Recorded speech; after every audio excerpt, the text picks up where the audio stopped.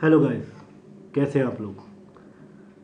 तो सबसे पहले एक बात कह दूं कि अगर आपको मेरा कंटेंट समझ आता है या आपको लगता है कि किसी के लिए हेल्पफुल है तो उसे शेयर किया कीजिए, सब्सक्राइब करिए। मैं हिंदी के अलावा भी और टॉपिक्स पे वीडियो बनाता रहूँगा। और लाइक करिए अगर आपको पसंद आता है। मुझे पता चलना चाहिए कि मैं कितने अच्छे से आपको अपनी बात कन्वे कर पा रहा हूँ। आज का हमारा टॉपिक है फ्रेंच रेवोल्यूशन। फ्रेंच रेवोल्यूशन 1789 से 1799 तक चला। फ्रेंच रेवोल्यूशन एसएसटी जब हम लोग पढ़ते हैं तो बचपन में मुझे एक चीज़ समझ नहीं आती थी कि मूवमेंट और रेवोल्यूशन के बीच का फ़र्क क्या होता है। तो बहुत सिंपल है। मूवमेंट जो होता है वो एक कम्युनिटी में होता है, एक कंट्री में होता है और किसी कॉज को लेकर होता है। रेवोल्यूशन जो होता है वो क्रांति होती है, वो पूरी दुनिया के सोचने का, पूरी दुनिया के जीने का और सरकारें चलाने का, राज करने का ढंग बदल देती है। और इसी तरह फ्रेंच रेवोल्यूशन से हमको जो हासिल हुआ वो आज तक देश चलाने में, अलग अलग मुल्कों को चलाने में हमारे काम आता है। उसके बाद जो एक कंफ्यूजिंग टर्मिनोलॉजी हमारी आती है वो आती है कि कौन कौन से ऐसे तरीके हैं जिससे एक देश पर राज किया जाता है। पहला है डेस्पॉट्स। डेस्पॉट्स जो होते थे वो तानाशाह होते थे। तानाशाह वो नहीं जो ताने मारते हैं। तानाशाह वो लोग होते थे जिन लोगों को किसी के भी सलाह की ज़रूरत नहीं होती थी, जो उनकी मर्ज़ी चाहती थी वो करते थे। ये डेस्पॉट्स राजा होते थे। उसके बाद आते थे डिक्टेटर। डिक्टेटर तानाशाह होते थे। अब आप लोग कहेंगे भूल गए ये, इन्होंने बताया था डेस्पॉट्स तानाशाह होते थे और अब ये कह रहे हैं डिक्टेटर्स तानाशाह होते थे। डिक्टेटर्स भी तानाशाह होते थे, लेकिन डिक्टेटर्स किसी फौज को अपने साथ मिलाकर या उस पर ओवरकम कर कर मुल्क पे कब्जा करते थे, जैसे कि एडोल्फ हिटलर। ठीक है। और जो डेस्पॉट्स होते थे वो पैदाइशी राजा होते थे, तो इसलिए वो लोग अलग किस्म के तानाशाह थे और ये लोग अलग किस्म के तानाशाह थे। इसके बाद आती है मोनार्की। मोनार्की कहते हैं जो राजा होते हैं उनका जो राज चलता है वो तानाशाह नहीं होते, वो जनता की फ़िक्र भी करते हैं, जनता के लिए काम भी करते हैं और उनका मंत्रिमंडल, सलाहकार सब कुछ होते हैं, तो वो मोनार्की होती है। उसके बाद आती है डेमोक्रेसी। डेमोक्रेसी का मतलब जब आप अपने वोट से अपनी पसंद की गवर्नमेंट चुनेंगे तो आपका मुल्क डेमोक्रेटिक मुल्क कहलाएगा। उसके बाद आता है रिपब्लिक। रिपब्लिक का मतलब वो मुल्क जो किसी कॉन्स्टिट्यूशन के अंडर चलता है वो रिपब्लिक कहलाता है। तो यहाँ तक टर्मिनोलॉजी की बात हुई। आई होप कि आप लोगों को क्लियर हो गया होगा। इससे ज़्यादा इजी लैंग्वेज में मुझे बताना नहीं आता है, तो मैं I am trying my best. Okay, so अब हम बात करते हैं फ्रेंच रेवोल्यूशन की या दुनिया में हुए किसी भी रेवोल्यूशन की। रेवोल्यूशंस होते क्यों हैं? रेवोल्यूशंस बेसिकली क्रांतियाँ जो आती हैं वो एक्सप्लॉयटेशन से आती हैं। एक्सप्लॉयटेशन किसी का शोषण करना, किसी को परेशान करना, किसी एक ख़ास वर्ग को, किसी एक ख़ास तबके को निशाना बनाना और उसको हर तरीके की परेशानी देना। ये अमीर गरीब के बीच हो सकता है, गोरे काले के बीच हो सकता है। इसी तरह से अलग अलग कंट्रीज़ में, अलग अलग कैटेगरीज में किसी न किसी फॉर्म में हमें शोषण देखने को मिल जाता है। तो फ्रांस में जो रेवोल्यूशन हुआ उसकी सिर्फ जो मेन वजह थी वो यही थी कि अमीर और गरीब के बीच ये रेवोल्यूशन हुआ था। असल में था क्या, उस ज़माने में राजा थे, उनके साथ रहने वाले लोग थे, वो लोग बहुत अमीर लोग थे, अपर क्लास थे, और उसके बाद गुलाम थे, वो लोग लोअर क्लास थे। मिडिल क्लास था ही नहीं। मिडिल क्लास था ही नहीं। सिर्फ दो तरह के लोग दुनिया में पाए जाते थे, राज करने वाले और जिन पे राज किया जाता है। इसलिए एक्सप्लॉयटेशन करने में, शोषण करने में या किसी को परेशान करने में, किसी पे ज़्यादती करने में कोई हिचकिचाहट नहीं होती थी, क्योंकि आपके ख़िलाफ़ कोई आवाज़ उठाने वाला नहीं है।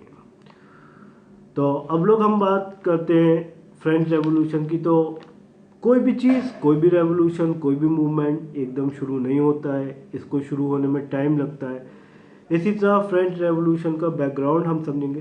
देखिए, हिस्ट्री जो है उसको आप एज ए सब्जेक्ट पढ़ेंगे और डेट्स याद करेंगे और इंसिडेंट्स याद करेंगे तो आप भूल जाएंगे। इसे आप एज ए स्टोरी पढ़िए, ठीक है। तो फ्रेंच रेवोल्यूशन का बैकग्राउंड जो हमको देखने को मिलता है वो देखने को मिलता है हमको किंग लुई 14 से। अब आप कहेंगे 14 क्या है भाई, हमारे मम्मी डैडी ने हमारा नाम ऐसे नहीं रखा कि एहतिशाम फर्स्ट या एहतिशाम सेकंड। बेसिकली इसकी एक ख़ास वजह ये थी कि राज परिवार जो होते थे उनके कुछ ख़ास नाम चुने हुए होते थे, ठीक है, और वही नाम वो लोग अलग अलग जनरेशन में रखते जाते थे। तो पहली जनरेशन में जैसे कि किंग लुई फर्स्ट हुआ, तो दूसरी जनरेशन में आपके पास और कोई नाम नहीं बचा तो आप उसका नाम किंग लुई सेकंड रख देंगे। इसका प्रोनाउंसिएशन लुइस मत करिएगा, लिखा हुआ है लेकिन इसका प्रोनाउंसिएशन लुई होगा। किंग लुई 14 जो था वो एब्सोल्यूट डेस्पोट था, पहली बात, यानी कि पूरी तरह तानाशाह था। उसे जनता से कोई मतलब नहीं था किसी भी तरीके का, ना ही उसे जनता के दुख दर्द से कोई लेना देना था। इसके अलावा ये फ्रांस के बहुत ज़्यादा बहादुर बादशाहों में से चुना गया, यानी कि इसको बहुत ज़्यादा बहादुर समझा जाता है। बहादुरी का मतलब जंग, इसने कई कई साल लोगों से जंग लड़ी। तो जंग इन्होंने जो लड़ी तो उसके बाद देखिए, जंग जब होती है दो मुल्कों के बीच तो उनमें से कोई भी जीतता नहीं है, दोनों मुल्क हारते हैं। क्यों? क्योंकि दोनों की इकनॉमी ख़राब होती है और इकनॉमी ख़राब होने की वजह से दोनों की जनता को परेशानी आती है, पैसा खर्च होता है, पैसा खर्च होने से आपका मुल्क में एम्प्लॉयमेंट कम होता है या फिर आपका बिजनेस कम होता है, उससे जनता को परेशानी आती है। तो किंग लुई 14 जो थे उनका जो टाइम रहा वो 1643 से 1715 तक रहा और इन्होंने फ्रांस को बहुत ही ज़्यादा कर्जे में डुबोकर छोड़ा, इनकी जंग लड़ने की जो आदत थी। किंग लुई 15 आए। किंग लुई 15 जो थे ये डेस्पोट्स तो नहीं कहे जा सकते, एब्सोल्यूट डेस्पोट्स तो नहीं कहे जा सकते, लेकिन इन्होंने इंग्लैंड से वॉर लड़ी जो कि 7 साल चली। बाद में फ्रांस ये वॉर हार गया था, ये जंग हार गया था। तो जाहिर सी बात है जो 7 साल जंग चली थी वो अपने पीछे बहुत सारी भुखमरी, कर्जा, बेरोज़गारी छोड़ गई, उसके पीछे बहुत खर्च हुआ। सैनिकों की तनख्वाहें हैं, उनका खाना है, उनके लिए हथियार हैं, ठीक है। तो ये सब पैसा मांगते हैं और पैसा क्योंकि किस फॉर्म में वसूला जाता था, पैसा हमेशा लोगों पर टैक्सेस लगा के वसूला जाता था। तो इसके लिए जो किंग लुई 15 थे ये एक गुड एडमिनिस्ट्रेटर नहीं थे, एक अच्छे राजा नहीं थे। तो इन्होंने भी जो फ्रांस को बहुत ज़्यादा कर्जे में डुबो के छोड़ा। अब हम आते हैं उन पर जिनके दौर में फ्रेंच रेवोल्यूशन की स्टार्टिंग हुई। किंग लुई 16 ये बेसिकली आदमी बहुत अच्छे थे, इनका विजन बहुत अच्छा था, लेकिन ये उसका इम्प्लीमेंट नहीं कर पाते थे उसको, यानी कि उस विजन को प्रैक्टिकल फॉर्म में नहीं ला पाते थे। दूसरी बात, ये फैसले लेने में बहुत ही ज़्यादा जैसे कहते हैं कि कमज़ोर थे, कई बार फैसले लेके बदल जाते थे। तीसरी इनकी सक्सेस की वजह जो रही वो रही इनकी वाइफ मैरी एंटोनेट, जो कि ऑस्ट्रियन थी। ये उनकी प्रमुख सलाहकार थी। तो जब वाइफ प्रमुख सलाहकार होती हैं तो फिर आपको पता है कि मुल्क कैसा चलता है। No feminism please. मेरा कहने का मतलब ये है कि एक जो लीडर होता है ना तो उसके अंदर लीडरशिप क्वालिटी होनी ही चाहिए, ठीक है, जो कि किंग लुई 16 में हमको देखने को नहीं मिलती या कम देखने को मिलती है। इसके बाद इन्होंने अमेरिका की वार इंग्लैंड से चल रही थी, तो इनको भाई साहब को ध्यान आया कि इंग्लैंड ने तो हमारे पूर्वजों से लड़ाई की थी, इसलिए इन्होंने अमेरिका को हेल्प की। अमेरिका को हेल्प करने के लिए, जबकि इनका कुछ लेना देना उस वॉर से था नहीं, लेकिन अमेरिका को हेल्प करने के लिए इन्होंने बहुत सारा पैसा खर्च कर दिया और उस पैसे की वजह से इन्होंने टैक्सेस जनता पर बढ़ा दिए। अब सवाल ये उठता है, अमेरिका को आज़ादी मिल गई, इंग्लैंड पीछे हट गया, लेकिन उसके बाद फ्रांस को क्या फ़ायदा हुआ? फ्रांस को कुछ भी फ़ायदा नहीं हुआ। फ्रांस को कुछ भी फ़ायदा नहीं हुआ, बल्कि बहुत सारा कर्जा मिल गया। तो किसी भी रेवोल्यूशन को हम किन किन कॉजेज़ में बांट सकते हैं? ये तो हो गए पॉलिटिकल कॉज। अब हम आते हैं सोशल कॉज पे। सोशल कॉज, सोसाइटी, हमारा समाज। तो हम लोग जाके पीछे थोड़ा ये देखते हैं कि फ्रांस का समाज कैसा था। फ्रांस का समाज 3 वर्गों में, 3 हिस्सों में बटा था। पहले थे क्लर्जीज। क्लर्जी नाम से कंफ्यूज मत होइए, क्लर्जी वो लोग थे जो चर्च में जॉब करते थे, जैसे बिशप हो गए, फादर हो गए, नन्स हो गई। इन लोगों को सबसे ऊपर रखा गया। इन 3 वर्गों को 3 एस्टेट कहा गया। फर्स्ट एस्टेट में क्लर्जी, जो कि 1 लाख लोग थे, ठीक है। इनको 10% ऑफ लैंड दी गई, 10% लैंड दी गई, आप चर्च वगैरह बनाइए, और इनको सबसे ऊपर रखा गया। उसके बाद हमारे थे नोबल्स। नोबल्स यानी जमींदार, इनको 25% लैंड दी गई, और इनकी जो संख्या थी वो 4 लाख थी। और इसके बाद सब में नीचे के एस्टेट में, सब में नीचे के लेवल में हमारे आते हैं पीजेंट्स के साथ, जो कि 2.7 करोड़ थे और 97% थे इस आबादी के। इनको कोई लैंड नहीं दी गई, उल्टा इन पे टैक्सेस लगाए गए, इनसे मेहनत ज़्यादा ली जाती थी, यानी कि थर्ड एस्टेट को हर तरह दबाया गया। ये तो हुआ किताब का विजन। अब मैं आपको थोड़ा समझाता हूँ अपने लोगों के स्टाइल में। होता क्या था, ये जो किंग्स होते थे ना, तो इनके उस दौर में कभी ये सोच लोगों के जहन में नहीं आती थी कि हम इनके खिलाफ बगावत करें। वो क्यों नहीं आती थी? क्योंकि जो धर्म गुरु थे, जो प्रीस्ट थे, जो पादरी थे, ये लोग इन लोगों को समझाते थे कि खुदा ने राजाओं को हम पे राज करने के लिए भेजा है। जब भी कोई राज करेगा वो इन्हीं के परिवार में से होगा, हम में से नहीं हो सकता, ठीक है। और अगर आप राजा के बारे में गलत सोचेंगे तो आप नर्क में जाएंगे, दोज़ख में जाएंगे। तो हम लोग नर्क और दोज़ख से बहुत डरते हैं। हम लोगों को जन्नत की फैसिलिटीज़ चाहिए, इसलिए इन लोगों ने कभी भी राजाओं के खिलाफ आवाज़ नहीं उठाई। और यही रीज़न था कि सब में ऊपर चर्च वालों को जगह दी गई, क्योंकि धर्म की बात ऐसी होती है जो सब लोग मानते हैं और जिस पे कभी कोई क्वेश्चन नहीं करता है। सेकंड, इन्हें अपना राजपाट चलाने के लिए, अपना ऐशो आराम चलाने के लिए चाहिए थी दौलत। वो दौलत कहाँ से आती थी? वो दौलत ऐसे आती थी, ये लोग अपनी ज़मीनें बांट देते थे ज़मींदारों में, वो किसानों से बहुत कम कीमत में उस पर काम कराते थे, और जो ज़मीन उनको दी जाती थी उससे पैसा आता था। इसलिए सेकंड स्टेट या सेकंड लेवल पे इन्होंने रखा नोबल्स को, फ्यूडल्स को, ज़मींदारों को। ये एक ही चीज़ है तीनों, ठीक है, इसमें कंफ्यूज नहीं होना। तो फर्स्ट स्टेट में आपके क्लर्जीज हो गए, सेकंड स्टेट में नोबल्स हो गए, थर्ड स्टेट में पीजेंट हो गए। ये आपका सोशल कॉज हो गया। इसके बाद सोशल कॉज में हम लोग ये देखते हैं कि टैक्सेस जितने थे वो फर्स्ट एंड सेकंड स्टेट पे नहीं थे, यानी ज़मींदारों पे और चर्च वालों पे टैक्सेस नहीं थे। पूरे के पूरे टैक्सेस थर्ड स्टेट पे थे हमारे, ठीक है। इसके बाद बहुत हाई फाई जो है लाइफ स्टाइल होता था ज़मींदारों का या क्लर्जीज का या राजाओं का, उसकी कीमत टैक्सेस की फॉर्म में जनता को भुगतनी पड़ती थी।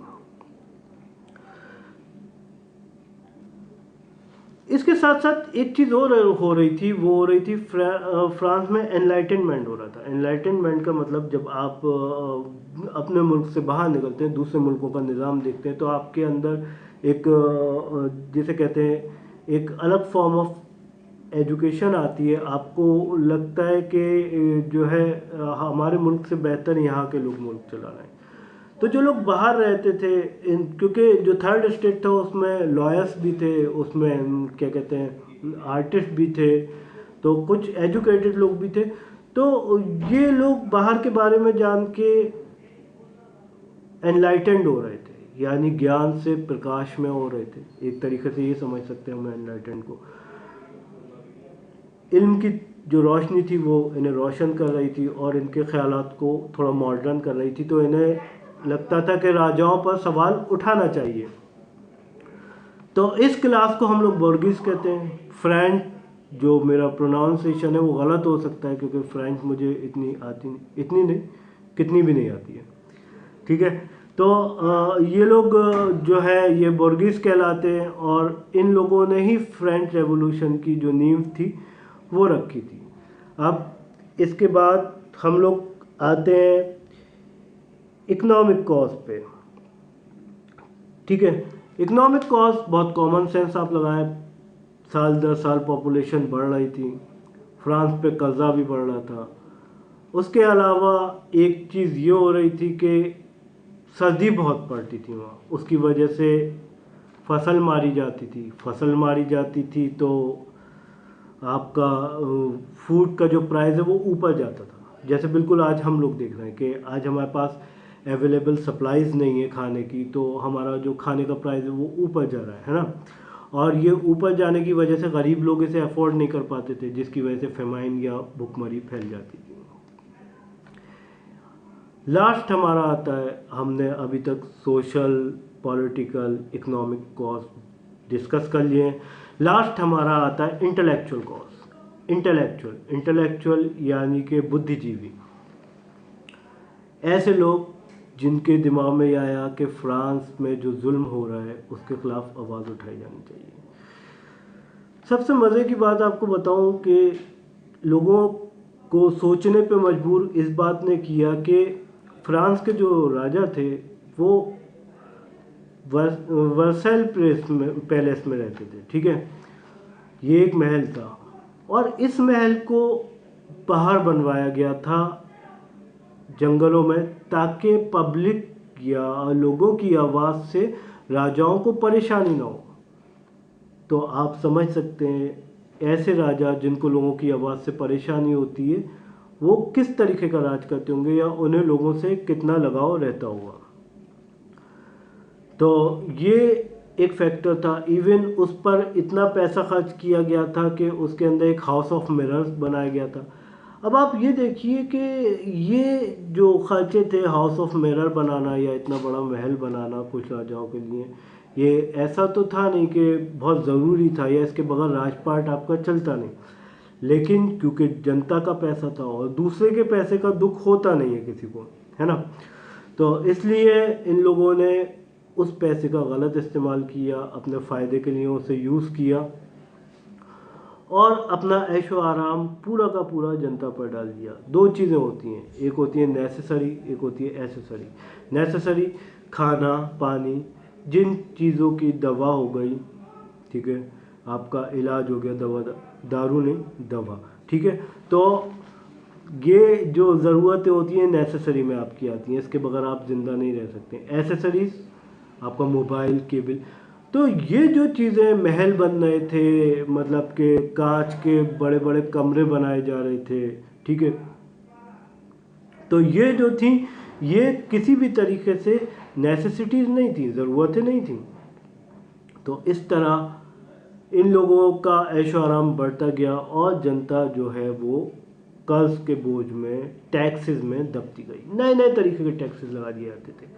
अच्छा, फर्स्ट और सेकंड जो स्टेट था क्लर्जी, या फिर हम जैसे दूसरा स्टेट हमारा नॉबल्स का था, चर्च वाले और ज़मींदार, इन पर टैक्सेस लगाए जाते थे। तो इनके टैक्सेस या तो माफ़ कर दिए जाते थे कुछ टाइम बाद या बहुत ही मामूली लगाए जाते थे। पूरे के पूरे टैक्सेस थर्ड स्टेट पे, पीजेंट्स पे, ठीक है, जो नीचे का तबका था उस पर लगाए जाते थे। इस तरह का जो राज था वो लोगों के दिमाग में एक चीज़ आ गई कि बगावत की जो एक फीलिंग होती है, जो रेबेलियस एक थॉट होती है, वो लोगों के दिमाग में आ गई। और इंटेलेक्चुअल जो थे हमारे इस दौर में, पहली बात तो ये फ्रांस के कल्चर का बहुत हाई दौर था। कल्चर क्या मतलब कि संस्कृति, कैसे भवन बनना है, कैसे स्टेचूज बनना है, किस तरह के फेस्टिवल बनाए जा रहे हैं। तो जब कंट्री का कल्चर बहुत ऊपर जाता है ना, ये सब चीज़ें ज़्यादा बनती हैं, तो जनता पे टैक्स बढ़ता है, क्योंकि बेसिकली वो जनता के पैसे का ही होता है। ऐसा नहीं है कि वो राजा के पैसे का होता है, ठीक है। राजा के पास किसका पैसा है? राजा के पास जनता का पैसा है। तो इस तरीके से जब कल्चर का हाई पॉइंट था, तो आप ये समझ लीजिए कि उस टाइम टैक्सेस का भी हाई पॉइंट था। लोगों, तीसरा जो आपका वर्क था, थर्ड जो स्टेट था, उसके ऊपर टैक्सेस बेइंतहा बढ़ गए थे, वो लोग बिल्कुल परेशान हो गए थे। दूसरा इंटेलेक्चुअल कॉज हमारा ये है कि उस दौर में बहुत फिलोसफर्स हुए। फिलोसफर्स ने आइडिया ऑफ डेमोक्रेसी दिया, आइडिया ऑफ रिपब्लिक दिया। उन लोगों ने कहा कि रूल्स होने चाहिए, कुछ ऐसे नहीं कि आप जब जो चाहें वो कर दें। अलग अलग रूल होने चाहिए लोगों के लिए, मतलब एक रूल बुक होनी चाहिए, उसी के अकॉर्डिंग हमारे नेशन को चलना चाहिए। तो ऐसा नहीं है कि राजा ने जो कह दिया वो रूल हो गया। इस तरह की थॉट्स आ गई फ्रांस की जो सोसाइटी थी उसमें। उसके अलावा एक थॉट जो बहुत ज़रूरी वो ये आई कि किंग भी हमारी और आपकी तरह, राजा भी जो है वो इंसान होते हैं, और वो खुदा की तरफ से नहीं बनाए जाते। ना ही खुदा उन्हें ये कहकर भेजता है कि आप ही राज करेंगे, ना ही ऐसा है कि कोई और आदमी राजा नहीं बन सकता। लीडरशिप क्वालिटीज़ किसी में भी हो सकती हैं, ठीक है, उनसे अच्छा राजपाट चला सकते हैं लोग। तो ये था। इसके बाद प्रिंट कल्चर शुरू हो चुका था। प्रिंट कल्चर शायद आप लोगों को 10th क्लास में पढ़ने को मिला होगा, एक चैप्टर है। न्यूज़पेपर्स, बुक्स छपना शुरू हो गई थी। तो इससे एक काम ये हुआ था कि अदर कंट्रीज़ के न्यूज़पेपर्स या बुक्स जो हैं वो आपकी कंट्रीज़ में आ रहे थे। तो उन लोगों का राजपाट चलाने का तरीका, उन लोगों के राजा उन्हें क्या क्या फैसिलिटी दे रहे हैं, ये बुक और न्यूज़पेपर्स के थ्रू फ्रांस में आने लगा। तो लोगों को जो है वो इस बात को लेकर भी काफ़ी ज़्यादा एनलाइटनमेंट हुआ। उन्हें ये आइडियाज़ आए कि हमारे देश में ऐसे राजा क्यों नहीं है, या हमारे यहाँ ऐसा राज क्यों नहीं होता। जो बुक्स और न्यूज़पेपर थे, एक टर्म आएगा सैलून। सैलून में बैठ के पढ़े जाते थे। अच्छा, ये सैलून वो नहीं है जो मर्दों का ब्यूटी पार्लर होता है जिसमें मैनिक्योर और पेडिक्योर होता है, ठीक है। ये सैलून एक बड़े से हॉल होते थे, इसके अंदर बैठ के जो पढ़े लिखे लोग थे वो पढ़ते थे, किताबें पढ़ते थे, न्यूज़पेपर पढ़ते थे, और बहुत ज़ोर की आवाज़ से पढ़ते थे, ठीक है। और इस ज़ोर से पढ़ने की वजह से जो बिल्कुल पढ़े लिखे लोग नहीं थे वो उनके आइडियाज़ को सुनते थे। तो ये एक तरह से आइडियाज़ पूरी सोसाइटी में सैलून्स के थ्रू फैला था, ठीक है, सैलून कल्चर के थ्रू। तो आज के लिए हमने इतना कवर किया। आप आगे फ्रांस की वार में क्या क्या इंसिडेंट्स हुए थे, कैसे कैसे ये वॉर आगे गई थी, रेवोल्यूशन कैसे बना, ठीक है, लोगों ने अंदर सिविल वॉर जो थी कि लोगों ने अंदर से बगावत कैसे की, ठीक है, रेबेलियस कौन थे, किस वर्ग से थे, ये बातें डिस्कस करेंगे। लेकिन उसके लिए बहुत ज़रूरी है आपका फीडबैक। अगर आपको ये लेक्चर पसंद आएगा तभी इसका सेकंड पार्ट बनेगा, और उसके लिए आप लोग लाइक करिए, सब्सक्राइब करिए, शेयर करिए। क्योंकि जो 9th क्लास की बुक जब मैं पढ़ता था तो मेरे कुछ समझ नहीं आता था, क्योंकि वो टर्मिनोलॉजी, वो लैंग्वेज एक अलग ही लेवल पे होती है, और हम लोग एज ए स्टूडेंट इतना ज़्यादा साउंड नहीं होते हैं कि उन चीज़ों को समझ सकें। तो उम्मीद करता हूँ कि आप लोग इसको ज़्यादा से ज़्यादा शेयर करेंगे, और कोशिश करेंगे कि ज़्यादा से ज़्यादा लोग इकट्ठे होकर हमारी बात सुन सकें। अगर आपको इसका सेकंड पार्ट चाहिए तो अभी हमारे 100 सब्सक्राइबर हैं, तो एटलीस्ट आप लोग इस पे व्यूज़ दें ताकि मैं सेकंड पार्ट बना सकूं। और घर पे रहिए, सुरक्षित रहिए, अपना और अपने अपनों का ख्याल रखिए। Thank you.